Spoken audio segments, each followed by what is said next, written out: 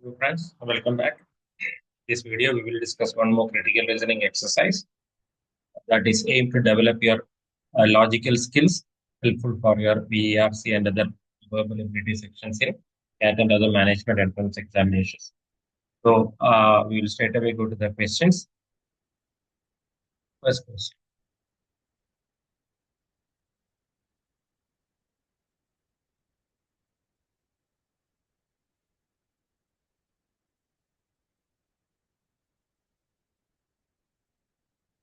This is a discussion between or a question answer session between a civic leader and a company. So, civic leader means a person who is a leader in a local community like a town, a panchayat, or village.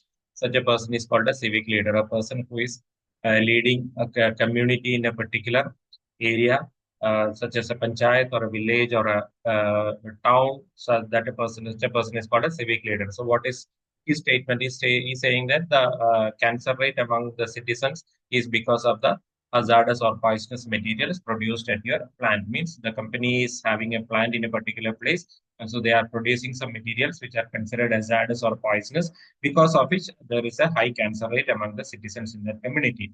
So this is the argument or the statement made by the civic leader. And what is the company's response, or what the company is saying?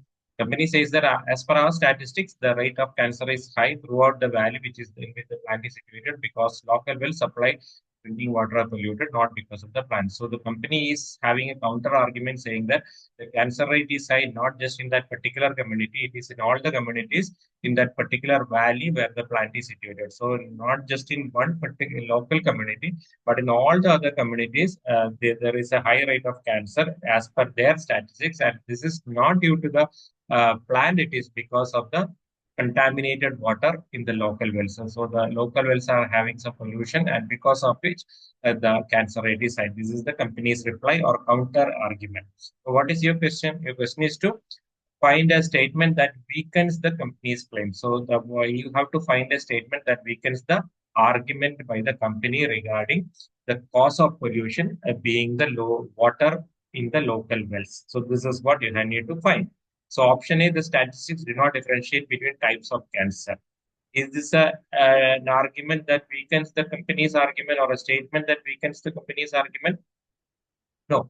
Neither the civic leader nor the company is talking about different forms of cancer. So it is the civic leader is saying that only the cancer rate is high, and the company is replying that cancer rates are high because of the local water, not because of the plant. So here, when you bring in a different point that is not included in the discussion between the two people, then that will not count as either a positive or a negative statement supporting or weakening any argument, because you are bringing in a point that is not discussed in the argument at all. So, or the discussion at all. So, this you can ignore as an irrelevant or a superfluous argument. So, you can ignore it. Option B, nearby communities have not changed the sources of their drinking. What is the meaning here? So it says that it is not just the local community, all the other nearby communities are continuing to take the water from wells. They have not changed the sources of drinking water, means everybody is depending on the local wells as the drinking water. So what is this statement doing? This is actually supporting the argument by the company, because the company is saying that the cause of cancer is the water from the wells, and option B is saying that all the communities are using the water from the well. So obviously, this is supporting the argument made by the company. So this is not what we have to find. We have to find a statement that weakens the argument. So what would have weakened the argument if this statement had been uh, like this? Means is nearby communities have changed the sources of their drinking water. Means what? They are not using the well water, they are using some other water. Still, the cancer rate is high, means then there must be some other reason. It is not the local water. So that is why how the company's argument can be made to look weak. But here it says that they have not changed, means they are continuing to use the local water or the well water, and the company says that the cancer is due to the well water. So this statement as it is supporting the argument, not weakening the argument. So you can ignore it. Option C, cancer causing chemicals used at the plant are discharged into a nearby river and find their way into the local well. So this statement, what is it doing? It says that the civic leader is making a statement that the cancer is due to the plant or the materials produced in the plant. This statement saying that some cancer causing chemicals are used for the production, and because of these chemicals, and these are byproducts are discharged into a river, and the water from the river is finding its way to the local well. So it is actually affirming the statement made by the civic leader, as well as not contradicting what the company is saying, but still inferring or intending to mean that both the statements are true, and the reason for the cancer is because of the company. So this statement is actually weakening the company's argument by using the company's argument itself. Let's say he's saying that the well water is the reason for the cancer. Option C is saying that the well water becomes contaminated because of the chemicals produced by the company. So it is actually endorsing what the civic leader is saying. It is also supporting what the company is saying, but weakening the company's argument. So this is a good answer. Keep it in your mind. Option D, the plant both uses and produces chemicals that have been shown to cause cancer. So it is saying that the chemicals used at the plant are carcinogenic or they cause cancer. So this is actually supporting what the civic leader is saying. So, but is it weakening what the companies? Our question is to find a statement that weakens the company's claim. So, is it weakening the company's claim? No, it is not at all mentioning anything about the local well water. The company's claim is that the well water is responsible. This option is only supporting the civic leader's argument. It is not weakening the company's argument. So our question is to find a statement that weakens the company's argument. So this is not that answer. Option E, some of the pollutants cited by the company as contaminating the local wells have been present in the wells for decades. Means these pollutants which the company alleges that are responsible for the contamination, they have been present in the wells for decades. So what is it means? If it has been present in the wells for decades, why it has not caused cancer during that time? So that is the meaning. So it means that these pollutants were not newly present pollutants. They have been present in the wells for decades. So this is a good answer, right? This is a good answer that weakens the company's argument regarding wells being responsible for the cancer. But is there any problem with this argument? See, both the civic leader and the company are not talking about the timeline or the time frame during which cancer rates have been high in this particular locality or in that particular valley. It is not talking about. We are not told about the time frame or this cancer rate has been high since the last 5 years, or the statistics have been taken maybe 5 years ago or 2 years ago. So that is not stated. So we don't know, even if this argument is true, we don't know whether the cancer rates have been high in this particular community for a long time, since a long time. So this we don't know. The companies or this statement says that the pollutants were there in the wells for decades. So cancer rates might have been high in the community for decades. That also is possible. So we cannot exclude that possibility because we are not told about the time frame. So since we are not sure about the time frame or the point of time from which the cancer rate has been high in the community, we cannot say that this is a good argument that weakens the company's claim. So as long as we are not aware of it, if we are aware of the time frame, then maybe we can say, if let us say the discussion is talking about the cancer rate being high since the last 2 years. So then this would become a good answer because the wells have been there or the contaminations have been there in the wells for decades. So why cancer rate was not high at that time and why it is high now? So you have to find for or look for a new reason. So then it would have made the company's claim as a weak claim. But here, since we are not told about the time frame, this cannot be considered as a superior statement that weakens the company's argument than option C. So we can say that this is not a better statement than option C. Option C is still the best statement that weakens the company's argument because it gives you reason or a rationale why the wells are contaminated. It is because of the chemicals produced by the plant. The wells are contaminated, and because of the contamination in the wells, cancer is produced. So this is why C is the best answer that weakens the claim of the company. So this is the approach you need to follow in your logical reasoning. You have to critically analyze each and every statement with respect to the information that is provided to you. Then, when you analyze each and every statement, you may be able to exclude the confusing arguments and or confusing statements and pinpoint the answer without too much of a problem. So, this is the skill that you need to develop. All right, question number 2.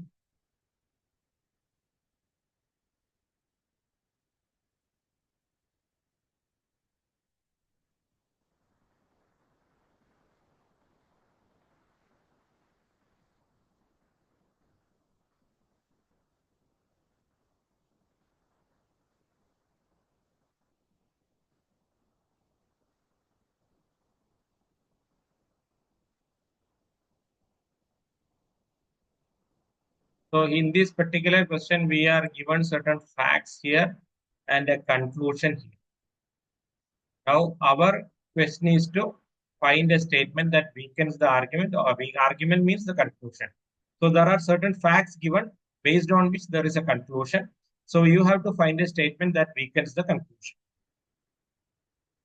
So, what are the facts? The facts are that economies where workers invest the money in research and development, those economies are growing rapidly, whereas economies in which the workers use the money for consumption, for buying things and all, such economies are not prospering. So this is the fact, or this is the fact that is stated, where higher percentage of the resources means higher percentage of the funds are invested in research and development show greater growth in the long run than do those in which resources are channeled into consumption. Means economies in which more money is put into research and development, they are growing in the long run compared to economies where the money is used for consumption, means purchasing things and all.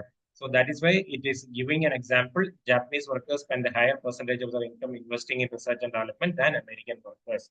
So what is the conclusion or the argument? American workers also should put more money in research and development by doing savings, so that they can prosper. And how they have to do like that?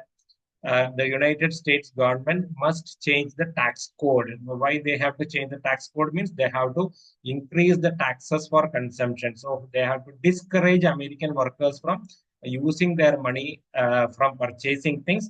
Rather, they should be motivated to put the money in savings and investment, and to discourage debt. Means they should not be encouraged to take loans and all. They should be discouraged from taking loans. They should also be discouraged from spending the money for purchasing things.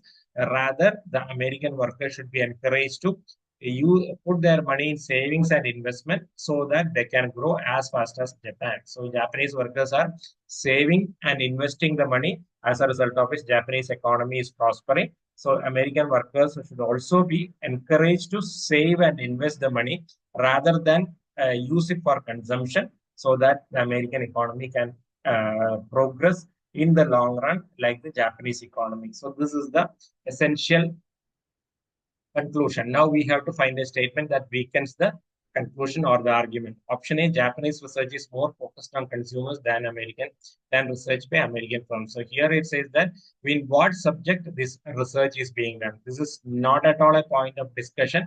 As we have stated in our previous question, anything that is not a relevant point for the argument, you should ignore it. It was talking about the subject of the research. It is on consumers. See, the subject of the research is not at all a point that is discussed in the passage. So whether the Japanese research is more focused on consumers or than American research is not a subject. Our argument is that American workers should put more money for research. That's all. What the kind of research or what is the subject of research is not a point of discussion relevant to the argument, so you can ignore it. Option B, class mobility, highly valued in American culture, is encouraged by a growing rather than a stagnant economy. What is class mobility? Mobility means movement from one class to another. Means poor people moving slowly upwards to middle class people, and middle class segment people slowly moving to upper middle class, and upper middle class becoming rich. That is called class mobility. So mobility movement from one class of society to another class is class mobility. So it is valued in American culture, and it is encouraged by a growing economy rather than a stagnant economy. Stagnant economy is an economy that is not growing. So, what is this statement saying? American culture values class mobility, and class mobility can be achieved only through growing economy. So, indirectly, it supports the argument. Why? Because the argument is saying that in order to become a growing economy, American workers should do more savings and investment. So, this is indirectly supporting that argument. We need to find a statement that weakens the argument. So this is not your answer. Option C, studies have shown that countries with high consumption rates prosper in the short run. Means America in workers are doing more consumption than research. So studies have shown that countries with high consumption rates prosper in the short run. What is our argument? Our argument is that for the long run, it is not in the short run. Greater growth in the long run, and we have our objective is to grow as fast as Japan has in the past 3 decades. For 30 in the whatever growth Japan has achieved in the 30 years, in America wants to achieve, then they have to do. So we are talking about growth in the long run, not in the short run. Maybe high consumption rates, economies with high consumption rates might be growing in the short run. Our discussion is not about the short run. Our discussion is about the long run. So this argument is not going to weaken the. This statement is not going to weaken our argument in any way. Option D, proposed changes to the tax code could involve strict limits on the deductibility of interest and increased allowance for research.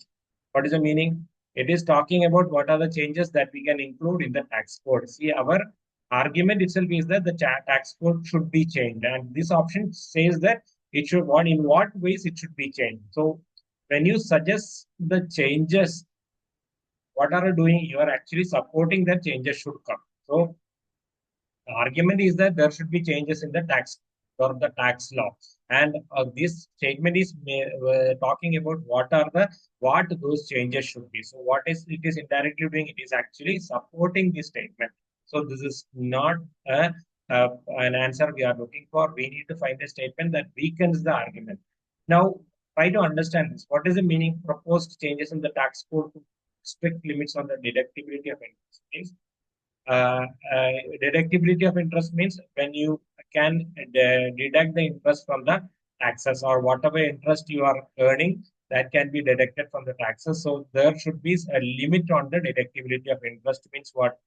There should not be too much deduction allowed for interest. So that kind of thing can be given, and increased allowance for research. So these are all things that are aimed at encouraging people to save money.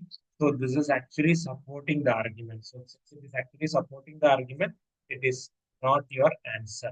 Option E, because of a decreasing percentage of the US workers is under 40, an age when savings are traditionally low, the savings rate will increase without changes to the tax code. What this statement is doing, it is saying that the percentage of workers who are under 40 is decreasing. Means more people are, the more workers in US are gradually becoming above 40. So under 40, savings are traditionally low. Means above 40, savings will be high. So this means that there is a decreasing percentage of US workers under 40. Means over the years, what will happen?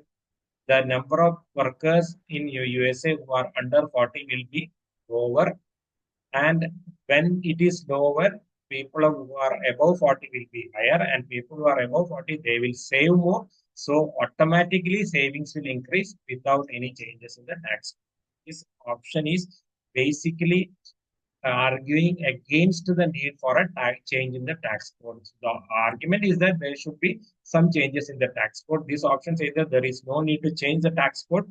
As years go on, the number of US workers who are under 40 where savings is low will come down. So the number of people who are above 40 will go up. That means the saving will automatically increase. There is no need to change the tax code for increasing the savings. This is very clearly weakening the need for a change in the tax code. So this should be our answer without a problem. So here again, the minute understanding or the correct understanding of the subject is the key to finding the answer. So that is where all your comprehension skills will come into play. So comprehension skills are very, very important. Without understanding the subject that is being discussed, you will not be able to find the answers to these kind of questions. All right. What is the next question?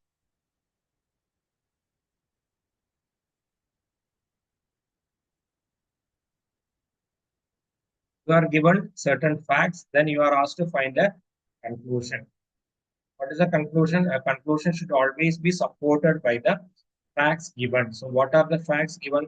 The facts is that for every 1% increase the prime time rating of a television station means or TV channel. What is the prime time rating?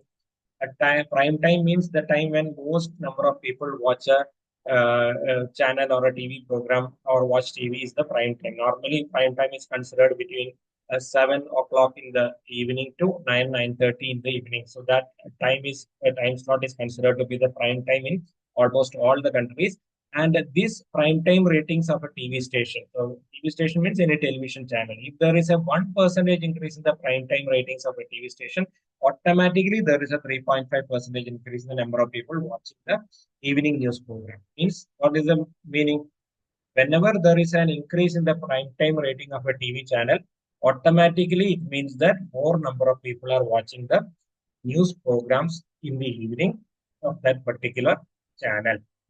Then another thing that is stated is in the last 10 years at channel NTR, there was only 1 year of extremely high prime time ratings, and during that year, fewer people than ever watched channel NTR news. So, first, this second statement is talking about a disparity or something that is not in conformity with the first statement. It says that in the case of channel NTR, in the last 10 years, there was once when the channel had the highest prime time rating, but during that particular year when the channel had the highest prime time rating, their evening news program had the lowest number of viewers. So that is the meaning. So this is talking about an aberration or a or something that is not in conformity with the first statement. Now, what conclusion can you draw from the two statements given? So, a conclusion should be properly supported by the information given. This we have studied in the first video on reasoning basics. So, option A: when a news program has good ratings, the channel as a whole will have good rating. Is this a conclusion? No, the conclusion should be the reverse because we are told that when the channel has a higher rating, its news program has a high number of viewership. So here the option is talking about when the news program has good ratings, the channel as a whole will have good rating. It is talking about the inverse principle or the reverse principle. This need not be true. From the information given to us, we cannot say that it is because of the evening news programs viewership, the channel as a whole is having a higher prime time rating. No, we cannot conclude that. So that is because the second statement is contradicting that statement. So that is why we cannot make this conclusion because a conclusion has to be supported by the facts. So what we can say is that when a channel has a high prime time rating, in general, it has a its evening news program has a good rating. So that is what we can say. But here the problem is that it is the inverse thing that is mentioned. And the one more thing is when a news program, we are talking about an evening news program. Here it is only talking about a news program. So two errors are there because of which we can ignore this as a good conclusion. Option B, the programming experts neglected to consider daytime news program. This is a uh, as we have seen in the two previous questions, this is a superfluous statement. Our discussion is only limited to evening news program and the ratings, prime time ratings. Anything about daytime news program we are not discussing. So this is something that is irrelevant as far as our discussions are concerned. So we cannot make any conclusions regarding the new daytime news program. So you can ignore this. So you cannot say that programming experts neglect, that means deliberately or they did not consider. Whether they considered or not, we are not sure because that is not given to us. A conclusion should always be supported by the facts given to us. Since it is, we are not told anything about daytime news programs. This is a wrong conclusion. You can ignore it. Option C, the year of high ratings at NTR was a result of two hit shows which were subsequently cancelled because of contractual program. So here talks about the year in which NTR had the highest prime time rating, and it says that it is because of two hit shows. We don't know. See, our question is to find a conclusion. The conclusion has always to be supported by the facts. Are we given any facts to say that there were two hit shows in NTR as a result of which the ratings went up? No. Since these kind of things are not at all stated in the passage, this conclusion cannot be taken as a good conclusion because it is unsupported. It is not supported by any facts provided to us. So any conclusion that is not based on the facts given to us in the question is a wrong conclusion. So we can ignore it. Option D, the 10-year period in question is not representative of normal viewing patterns. So it says that the 10-year period, in the case of channel LTR, is an aberration or it is something that is not considered normal. Can we make this conclusion? See, the passage is only talking about the last 10 years. There was only 1 year of extremely high prime time TV and ratings, and during that year, fewer people than ever watched the channel NTR, say the evening news program. If we were given the information that the channel NTR normally, whenever it had a high prime time rating, its programs, evening news programs also had high viewership, but the year in which they had the highest prime time rating, their evening news had a lower viewership. If the statement was such that if such a statement had been given to us, then we can make this particular conclusion that the 10-year period in question was is not representative of normal viewing patterns. Whether it is not representative or not representative of normal viewing patterns, we don't know because we can make that conclusion when we have the information regarding the other 9 years or the other 10-year period. We can, if the passage tells us that in channel LTR normally in any 10-year period when it had the highest TV ratings or prime time ratings, it had highest higher evening news viewership. But in the last 10 years, this problem happened. Then we can say that the 10-year period in question is not. But since we don't know anything about the other 10-year periods, this cannot be a good conclusion because it is unsupported, again, not supported the facts. Now, option E, prime time ratings are not the only factor affecting how many people watch an evening news program. So this is a good answer. Why? Because it says it is not the only factor means it is a factor. It is definitely a factor, but it is not the only factor. So it supports both the statements because first statement says that generally when there is a high prime time TV rating for a channel, it has a higher viewership. So it is a factor. But in the case of channel LTR, there was a mistake. So it is not the only factor. There could be some other factors that affected how many people watch an evening news program. So since the option is talking about not the only factor, means it is definitely a factor, but there may be other factors also. That is why in this case of channel LTR, this first statement was not followed or it was not proven to be correct. That is why it is not the only factor. There could be other factors that decide why people watch an evening. It is not just the prime time rating. So that is why this option E becomes the best conclusion which we can derive from both the statements. So the conclusion has to be supported by the facts given in the passage as a whole. So both this passage as a whole supports this in statement E. So option E will be your answer. So I hope you have found out or you have understood how the conclusions are derived, what are the criteria we need to follow for making for proper conclusions and proper inferences. This we have been doing in the previous exercises all along. So by now you should be expert in doing this. So people who are watching this channel or this particular exercise for the first time, I would strongly suggest that you go back and watch the playlist from the beginning on critical reasoning.